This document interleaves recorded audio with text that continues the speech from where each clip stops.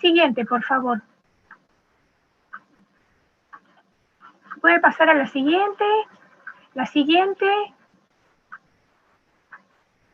Ahí está. Los ejes, bueno, la anterior sería, no importa. Para primero definir esta, ¿qué fue los ejes a presentar? Es qué fue el movimiento culturalista y después dos partes. Una, resumir el contexto sociohistórico que hizo, donde surgió este movimiento y cómo los antropólogos ofrecen andamiaje lógico a los psiquiatras. Siguiente. ¿Qué fue el movimiento culturalista? Básicamente una convocatoria de los antropólogos a los psiquiatras para una actualización conceptual del psicoanálisis con los datos de campo en la mano. Siguiente, por favor. ¿Y por qué recordar ahora a los culturalistas? En principio, bueno, eso lo vamos a considerar brevemente al final porque fueron invisibilizados en Palo Alto.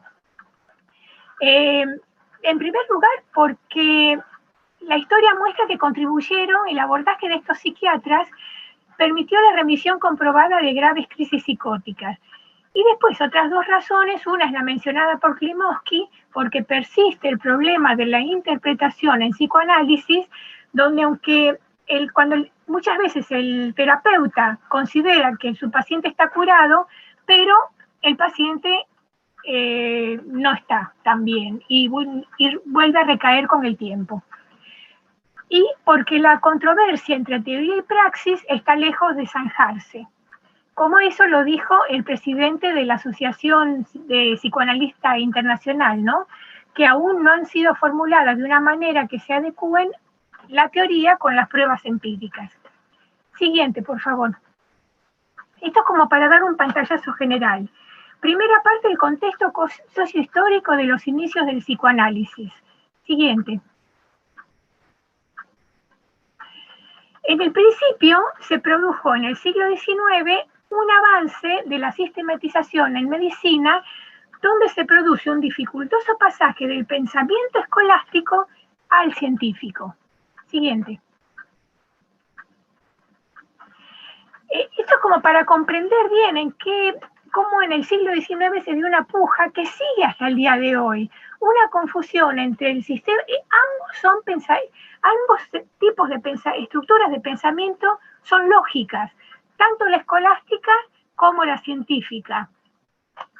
Pero el problema, es decir, la escolástica viene de la época medieval, es una estructura que se defiende desde el discurso y nunca remite a hechos dados.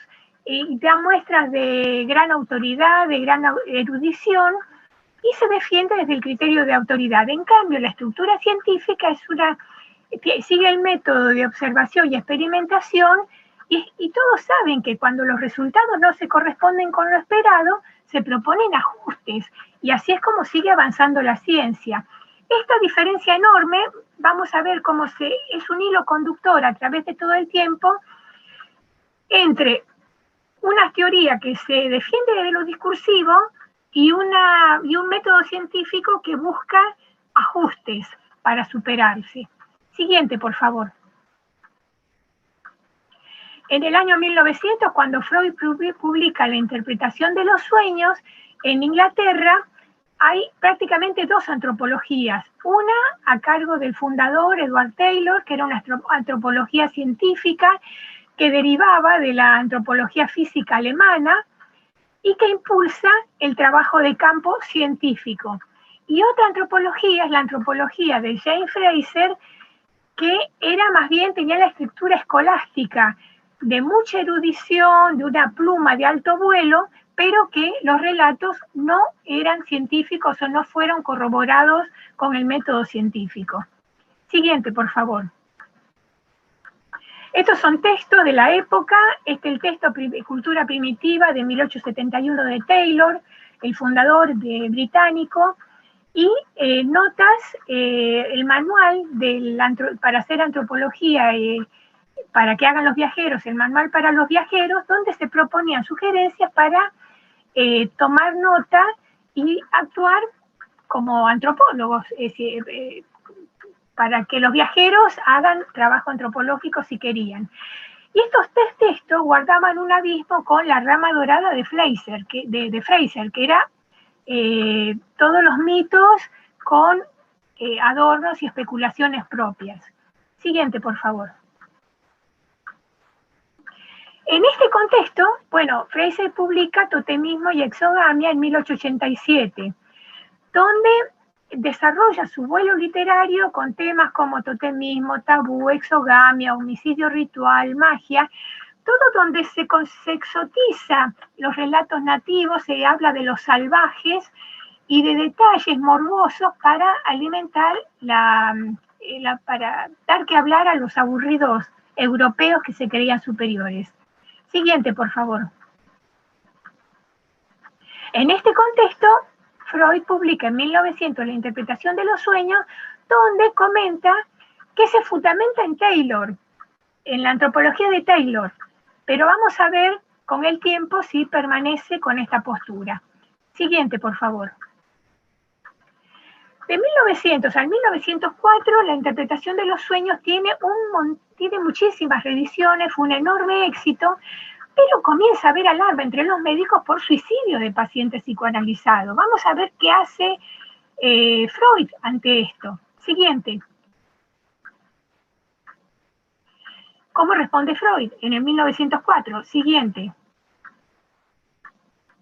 En la conferencia de Viena de 1904 no se hace cargo, ni siquiera menciona los suicidios, y vamos a ver en la siguiente lo que propone. Que hay que limitar, inserta lo que se llama en epistemología hipótesis ad hoc. ¿Surgieron los problemas? Bueno, entonces lo que hay que hacer es limitar, no hacerle el psicoanálisis a cualquiera, limitar el hacer el psicoanálisis a personas capaces de un estado normal, y que la psicosis y estados de confusión mental contraindican la aplicación del psicoanálisis. Por supuesto que fue muy criticado porque los médicos esperaban alguna vuelta de tuerca para poder aliviar a los psicoanalizados. Siguiente. Porque acá ya se va haciendo patente que había una enorme diferencia entre la praxis psicoanalítica y la teoría psicoanalítica. La praxis, nunca hubo discusión de que el método psicoanalítico es científico porque está fundamentado en la observación empírica. Pero el problema era que Freud defendía sus argumentos desde el criterio de autoridad y con recursos del lenguaje y no proponía un cambio en la praxis. Siguiente, por favor. Por eso Freud comienza a ser muy criticado por esta ausencia de medidas. ¿Y cómo reacciona? Vamos a ver los textos que publica. Siguiente, por favor.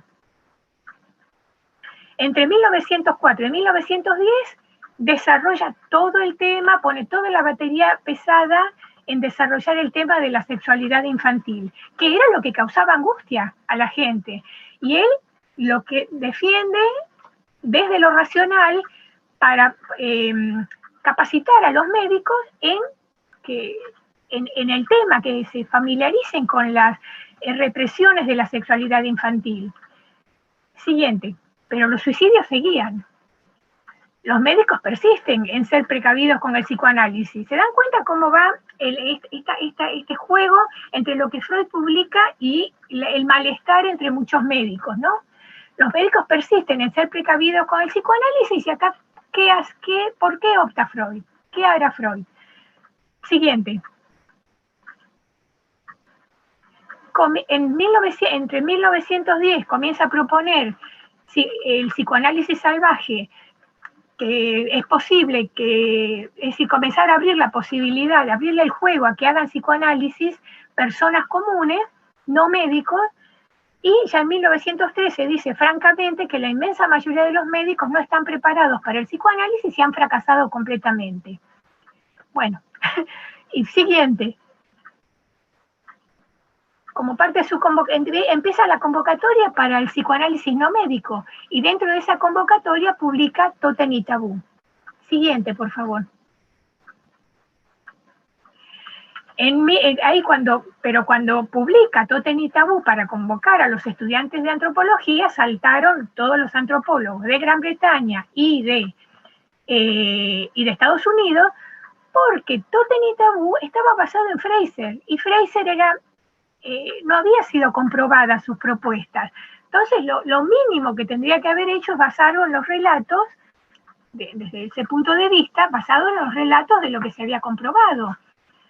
Porque, además, el Tractatus respaldó el hecho que la lógica es el andamiaje o la estructura científica sobre la que se le describe la ciencia, y que cuando un hecho descrito o propuesto en cualquier teoría no se da, hay que cambiar la proposición. La proposición es falsa. Siguiente.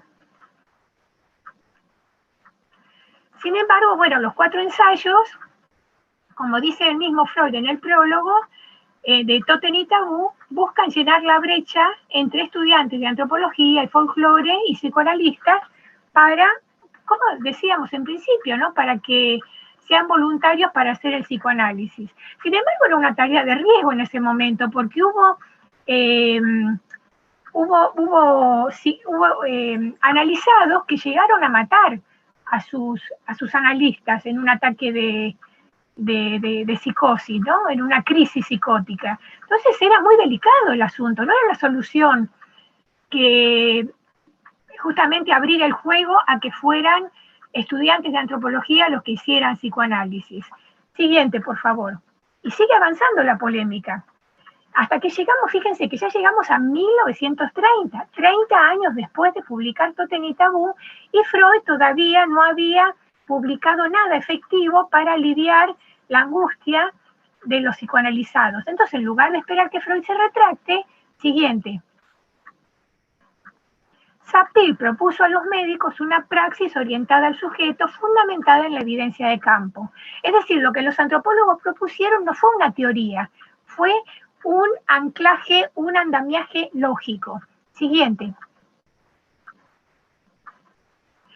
Este Sapir, el aporte fundamental es que, es decir, no propuso, no, la solución no era, bueno, apliquemos entonces lo que los antropólogos descubrieron en los mitos de los nativos. No, la propuesta superadora es que cada grupo, lo que habían descubierto de la cultura es que cada grupo interpreta lo cultural como un complejo de demandas según sus necesidades.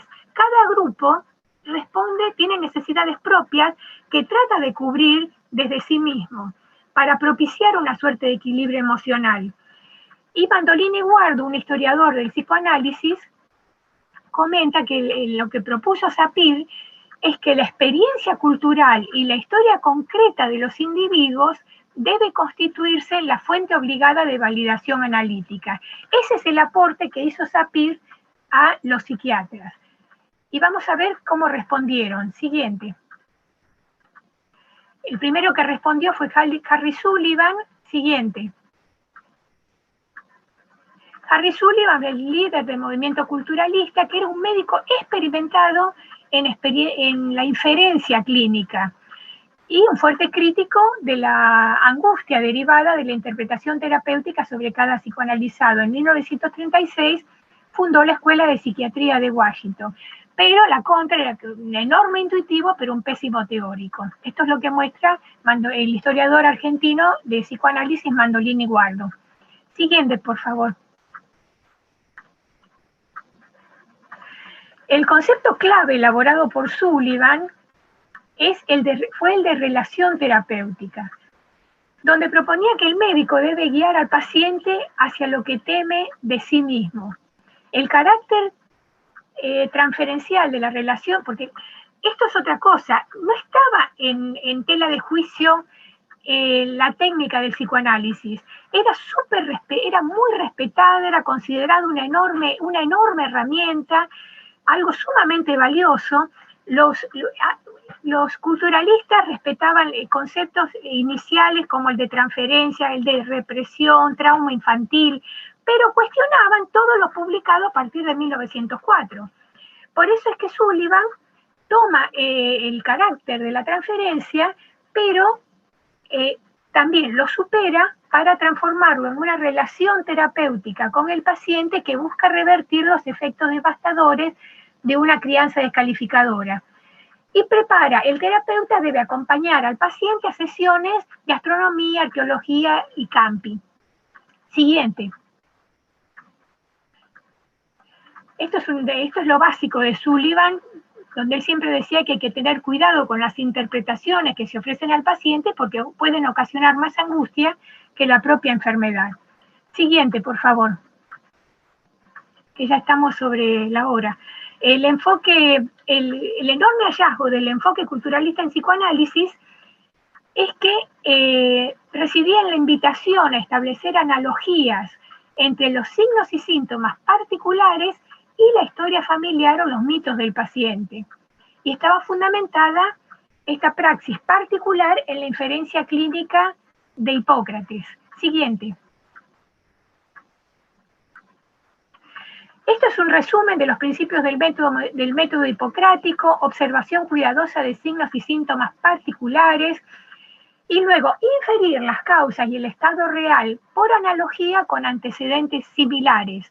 Y acá vemos, ¿ven? Comparar los signos del paciente con los antecedentes familiares. Y este otro factor, que es donde entró la relación terapéutica, indicaba proporcionar el entorno y los medios necesarios para que el cuerpo se sane a sí mismo. Es decir, había que fortalecer el yo del paciente, el cuerpo del paciente, no que comprenda, que enfrente la represión desde lo racional, porque no iba. Eso es lo que causaba angustia. Siguiente, por favor. Vivina, perdón, tendríamos que ir como cerrando, porque así quedan... Sí. Doy esta y la paso rapidito las que... la siguiente, una mirada nada más. Al boom culturalista en el cine, en Estados Unidos, que cuando vean Cuéntame tu vida, fíjense en la escena del esquí, cuando es esquiando los dos, que se dan cuenta del trauma del protagonista de la película, ¿no? De Gregory Peck. No sé si querés que pasemos rapidita las que quedan, tipo videoclip, así cerramos, porque si la praxis fue tan efectiva, ¿por qué no prosperó? Siguiente. Porque era una praxis de maestro a discípulo, una praxis de transmisión oral, no estaba sostenida por una teoría, sino por un andamiaje lógico de la inferencia clínica. Y cada vez que alguien intentó formalizar una teoría, cayeron en el cliché. Siguiente. Esto es parte del andamiaje que propuso Bateson en el 49 al 51, trabajando con un psiquiatra, los distintos niveles de comunicación, y esto fue publicado en el 51, antes de que Bateson fuera a Palo Alto. Siguiente. Y en Palo Alto, bueno, ahí hizo su enorme aporte del concepto de doble vínculo para explicar la doble coacción a que se ve sometida por un entorno familiar todos los esquizofrénicos, y que la salida estaba en el doble vínculo terapéutico proporcionado por el médico psicoanalista. Básicamente ese es el enorme aporte, que tampoco es una teoría, es un enfoque, es un andamiaje teórico donde se mueven los psicoanalistas. Y bueno, la final sería ya la otra. Las conclusiones, rapidito. Las correspondencias del psicoanálisis freudiano, en principio, por lo menos en este periodo del 1009 a 1930, era un dogma escolástico defendido como científico y un método, al mismo tiempo, un método científico ejecutado por no científicos. Siguiente. Y la praxis era realizada por médicos sostenidos por el andamiaje lógico de la inferencia clínica hipocrática, es decir, los más capacitados para hacer este psicoanálisis eran los médicos, al contrario de lo que sostenía Freud. Bueno, y después esta es ya vienen las finales, esta es la contribución antropológica, es estas analogías entre los signos y síntomas con la historia personal y la definición de doble vínculo y el doble vínculo terapéutico. Y que no fue una teoría, fue un andamiaje lógico. alguna pregunta y ya no hay tiempo para preguntas. Muchas gracias.